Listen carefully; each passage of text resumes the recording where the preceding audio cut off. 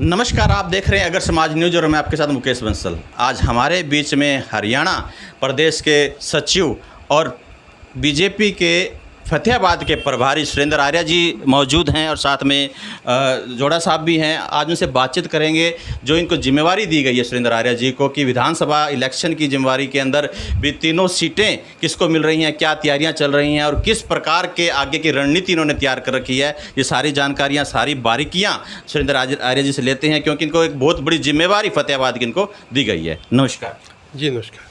सबसे पहले तो आपका अगर समाज न्यूज़ में स्वागत है। धन्यवाद जी। किस किस प्रकार की तैयारियां चल रही हैं? बीजेपी सरकार, कुछ सुनने को आया है कि कांग्रेस की लहर है, तो क्या बोलना चाहेंगे? एक बात तो आप देखिए कि प्रदेश में लहर किसी भी प्रकार की नहीं है, किसी पार्टी की नहीं है। भारतीय जनता पार्टी ने पिछले 10 वर्षों में गरीब के, शोषित के, दलित के विकास के लिए, प्रदेश के विकास के लिए जो काम किए हैं, उन कामों के ऊपर जनता अपना आशीर्वाद प्रदान करेगी। ये पहली बार है कि 90 की 90 विधानसभाओं में प्रदेश सरकार का एक समान विकास हुआ है, एक समान नीतियाँ बनाई गई है। और पिछले सरकारों के कार्यकाल में हमने देखा था कि एक क्षेत्र विशेष के अंदर विकास के कार्य हुआ करते थे, 2-2.5 जिलों के अंदर काम हुआ करते थे। परंतु अब चाहे किसी विधानसभा के अंदर हमारा भारतीय जनता पार्टी का विधायक है या नहीं है, परंतु काम के अंदर किसी भी विधानसभा क्षेत्र में भेदभाव सरकार ने जो कार्य किए हैं, जो लोगों को रोजगार अवसर प्रदान करने के लिए काम किए हैं, ये एक इतिहास है कि अब तक 1,40,000 युवाओं को नौकरियां इस सरकार के द्वारा प्रदान की गई है। और दूसरी तरफ वो सरकार है, वो पार्टियाँ हैं जो खुले आम युवाओं को नौकरी पर लगने के लिए रोड़े अटका रही हैं। युवा कहीं नौकरी ना लग जाए, उनको रोज़गार ना मिल जाए, उसके लिए उन्होंने एक पूरे के पूरा अपना एक भर्ती रोको गैंग खड़ा किया हुआ है, जिनका केवल मात्र ये उद्देश्य है कि युवाओं को रोज़गार ना मिल सके। अब ये बात जो है, हर युवा इस बात को समझ गया है, प्रदेशवासी इस बात को समझ गए हैं और वो जानते हैं कि उनका भविष्य आने वाले समय के अंदर किस पार्टी के हाथ में सुरक्षित है। भारतीय जनता पार्टी के हाथ में सुरक्षित है या अन्य किसी दल के हाथ में सुरक्षित है। 3 सीटें हैं फतेहाबाद विधानसभा की, कितनी सीटें मानते हैं? निश्चित तौर पर मतदाताओं के आशीर्वाद से, जनता के आशीर्वाद से भारतीय जनता पार्टी का कमल तीनों विधानसभाओं में खिलेगा। हरियाणा में 90 सीटें हैं, कितनी सीटें आपको लगती है कि आएंगी? भारतीय जनता पार्टी पूर्ण बहुमत के साथ, बड़े मार्जिन के साथ तीसरी बार हरियाणा में सरकार बनाएगी, ये हमें विश्वास है। सिरसा की बात, संकल्प पत्र जारी हुआ है जी, आपने बीजेपी ने अभी आज जारी किया, कल कांग्रेस का जारी हुआ था, तो कांग्रेस वाले कह रहे हैं कि उसी की नकल लगाई है हमारी आपने। देखिए, उनके पास कुछ कहने के लिए नहीं है। विकास की जो धारा प्रदेश में बही है, हर क्षेत्र के लिए, युवा के लिए, महिलाओं के लिए, शिक्षा के लिए, स्वास्थ्य के लिए, शिक्षा के लिए जो संकल्प दिया गया है, उस संकल्प को सिद्धि तक पहुंचाना, ये भारतीय जनता पार्टी का लक्ष्य है। सिरसा विधानसभा की बात करता हूँ, बीजेपी के पार्टी कैंडिडेट ने ही अपना नामांकन ही वापस ले लिया था, उसके बारे में क्या बोलना चाहिए? कई निर्णय पार्टी सोच समझ करके लेती है। पार्टी ने जो निर्णय लिया है एक रणनीति का हिस्सा है, वो समय पर लिया गया। ये एक हम कह सकते हैं कि वो शायद आगे पीछे हो सकता है, परंतु वो एक बड़ी दूरगामी उसका परिणाम आपको देखने को मिलेगा। पूरे हमने सर्वे किया, पूरे फतेहाबाद विधानसभा की बात करता हूं मैं या पूरे ज़िले की बात करता हूं, इस टाइम कांग्रेस की पूरी लहर है, पब्लिक कांग्रेस को पूरा सपोर्ट कर रही है। कहाँ कमी नज़र आ रही है कि बीजेपी का इस प्रकार की लहर क्यों नहीं बन पाई? देखिए, लहर की बात कांग्रेस की कहीं पूरे प्रदेश में दिखाई नहीं दे रही। ये इस प्रकार का जो वातावरण है, एक नैरेटिव बनाया जा रहा है स्वयं कांग्रेस पार्टी के कार्यकर्ताओं के द्वारा। आप फील्ड में रहते हैं, फील्ड में जाते हैं, लोगों के बीच में आप काम कर रहे हैं, आप उस व्यक्ति से पूछ करके देखें जिसका घर बैठे। बीच में प्रवीण जोड़ा जी हैं जो प्रदेश कार्यकारिणी के सदस्य हैं और टोहाना के चुनाव के प्रभारी बनाए गए हैं, उनसे बातचीत करते हैं क्योंकि काफ़ी लंबे समय से बीजेपी के साथ कार्य कर रहे हैं। उनकी क्या रणनीति है आगे की और क्या किस प्रकार की तैयारियां बीजेपी को लेकर उनकी चल रही हैं? नमस्कार। नमस्कार। सबसे पहले आपका बहुत बहुत स्वागत है। Thank you. मैं आपके अगर समाज न्यूज़ के सभी पाठकों का, दर्शकों का, सुनने वालों का, आप सबका हार्दिक आभार देता हूं कि आपने मुझे आज अवसर दिया आपसे बातचीत करने का। और मैं साथ ही साथ आपको इस बात के लिए बधाई और शुभकामनाएं भी देता हूं कि बड़े भारी बहुमत के साथ हरियाणा प्रदेश के अंदर भारतीय जनता पार्टी की सरकार तीसरी बार बनने जा रही है। आपने बधाई दे दी है, मैंने आपसे बिना पूछे ही आपको आपने अभी प्रश्न नहीं किया, लेकिन मैंने पहले ही दे दिया आपको। ये तो आने वाली 8 तारीख बताएगी कि कौन बधाई के पात्र है। परंतु जो पब्लिक ओपिनियन है, पब्लिक का जो मानना है, इस बार कहा जा रहा है कि जो कांग्रेस बहुमत के साथ सरकार बना रही है, इसके बारे में क्या बोलना?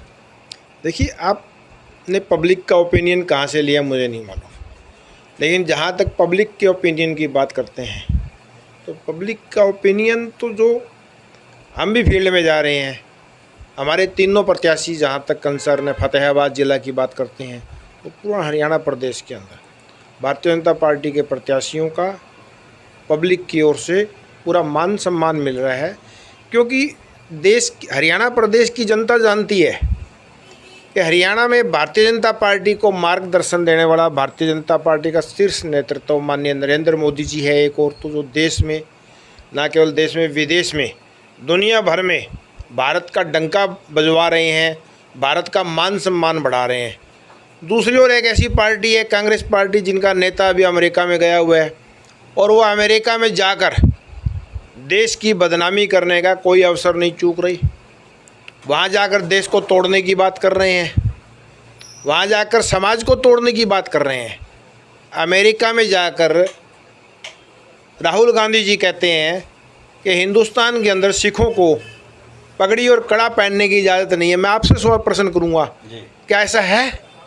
क्या कोई सिख भाइयों को कड़ा और पगड़ी पहनने से रोक सकता है? हाँ, एक बार रोका गया था, जब राहुल गांधी जी की दादी गुजरी थी और राहुल गांधी जी के पिताजी ने, राजीव गांधी जी ने कहा था कि जब कोई बड़ा पेड़ गिरता है तो धरती हिलती है। उस समय सिख भाइयों के साथ जैसा बर्ताव इन कांग्रेसियों ने किया था, जैसा बर्ताव उस देश की जनता भूली नहीं है, हरियाणा प्रदेश की जनता भूली नहीं है। हरियाणा प्रदेश की जनता जो जाने अनजाने लोकसभा में थोड़ी मोटी भूल कर चुकी है, उस भूल को रिपीट करने वाली नहीं है। बड़े भारी बहुमत से भारतीय जनता पार्टी को जिताने वाली है। टोहाना से चुनाव प्रभारी बनाया गया है जी, क्या लगता है टोहाना से सीट निकल पाएगी? टोहाना से देवेंद्र बबली जी बड़े भारी बहुमत से जीतने वाले हैं, मैं आज आपको दावे के साथ कहता हूँ, और आप नोट कर लेना इस बात को। बराड़ा जी वहाँ पर नाराज़ दिखाई दे रहे हैं, कहीं साथ दिखाई नहीं दे रहे हैं, तो बिना बराड़ा जी के देवेंद्र बबली सीट निकाल पाएंगे? बराड़ा जी नाराज़ नहीं है। देखिए, बिल्कुल बराड़ा जी नाराज़ नहीं है। बराड़ा जी के मार्गदर्शन में, बराड़ा जी के आशीर्वाद से ही टोहाना का चुनाव लड़ा जा रहा है। और बराड़ा जी क्योंकि बड़े नेता है, हरियाणा प्रदेश के पूरे प्रदेश में उन्होंने देखना होता है, उनकी व्यवस्थाएं ज़्यादा रहती है। टोहाना में समय शायद जितनी हम अपेक्षा करते हैं उतना वो नहीं दे पा रहे, लेकिन बराड़ा जी का आशीर्वाद भारतीय जनता पार्टी टोहाना, न केवल टोहाना अपितु पूरे प्रदेश के साथ है। जैसे आर्य जी से मैंने क्वेश्चन किया कि संगठन का कोई भी अधिकारी या कोई भी जो कार्यकर्ता है वो भी पार्टियों के साथ दिखाई नहीं दे रहा है, कोई नाराजगी है या किस कारण से वो दिखाई नहीं दे रहे हैं? आप किस संगठन के अधिकारी की बात कर रहे हैं? बीजेपी के जो साथी हैं हमारे, जो बीजेपी के सभी लोग भारतीय जनता पार्टी के उम्मीदवारों के साथ लगे हुए हैं। कोई बड़ी पार्टी है, परिवार बड़ा है, कई बार किसी कार्यकर्ता की कोई व्यक्तिगत तौर पे कोई इच्छा हो या कोई नाराज़गी, कोई वजह कारण हो सकती है।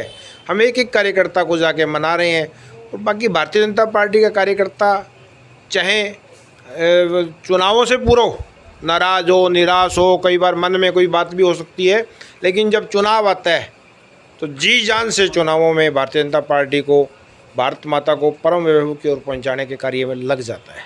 बीजेपी के कार्यकर्ता नाराज होकर कांग्रेस में जाते हुए दिखाई दे रहे हैं, आपने भी देखा है, किस कारण से वो बीजेपी पार्टी से नाराज है? देखिए, बीजेपी का कोई ऐसा कार्यकर्ता जिसे आप कार्यकर्ता कहते हैं कांग्रेस में नहीं गया। हाँ, कुछ ऐसे महत्वाकांक्षी लोग, बड़ा परिवार हो गया, संगठन बड़ा हो गया। आप जानते हैं माननीय अमित शाह जी ने जब सदस्यता अभियान प्रारंभ किया था, हमारी 14.5 करोड़ सदस्यता हिंदुस्तान में हुई थी, जो कि अब बढ़कर 22 करोड़ से अधिक हो चुकी है। तो इतने बड़े परिवार के अंदर कुछ लोगों का आना जाना राजनीति में स्वाभाविक विषय है, इसमें इतना ज़्यादा गंभीर विषय नहीं है कि वो चले गए हैं, पार्टी को कोई फर्क नहीं पड़ने वाला। पार्टी में प्रतिदिन अगर कुछ कार्यकर्ता गए हैं तो कांग्रेस को छोड़ के आ भी रहे हैं। तो मतलब पार्टी से कुछ और भी नेता चले जाएं तो पार्टी का कोई फर्क नहीं पड़ता, ये बात आप बोलना चाहते देखिए, पार्टी का एक एक कार्यकर्ता हमारे लिए बड़ा महत्वपूर्ण है। मैंने ये नहीं कहा कि कुछ नेता कुछ अगर लोग छोड़कर चले भी जाए, तो मैंने कहा बड़ा परिवार है, और बड़ा परिवार के अंदर कुछ वजह स्वाभाविक होती है, उसकी वजह से अगर कुछ लोग गए हैं तो नए भी आते रहते हैं। मैंने ये बात कही। अंतिम सवाल, फतेहाबाद से कितनी सीटें आ रही है और पूरे हरियाणा में कितने सीटों से सरकार बना रही है बीजेपी? फतेहाबाद विधानसभा की तीनों सीट हम जीत रहे हैं, और पूरे हरियाणा प्रदेश में हमारी 70 से ऊपर सीटें आ रही है। 2/3 मेजोरिटी से, बड़े भारी बहुमत से हरियाणा में माननीय नायब सिंह सैनी जी के नेतृत्व में भारतीय जनता पार्टी की सरकार बनने जा रही है। धन्यवाद। अभी आप सुन रहे थे सुरेंद्र आर्या जी को और प्रवीण जोड़ा जी को, जिन्होंने बताया कि वो बहुमत के साथ सरकार बना रहे हैं और फतेहाबाद जिले की बात कर रहे हैं तो तीनों सीटें उनको मिल रही है। तो आने वाला समय बताएगा कि 8 अक्टूबर को कौन सरकार बना रहा है और कितनी सीटें बीजेपी के खाते में आ रही हैं। आप अपडेट बने रहिए। मुकेश बंसल, अगर समाज न्यूज़ के साथ, फतेहाबाद।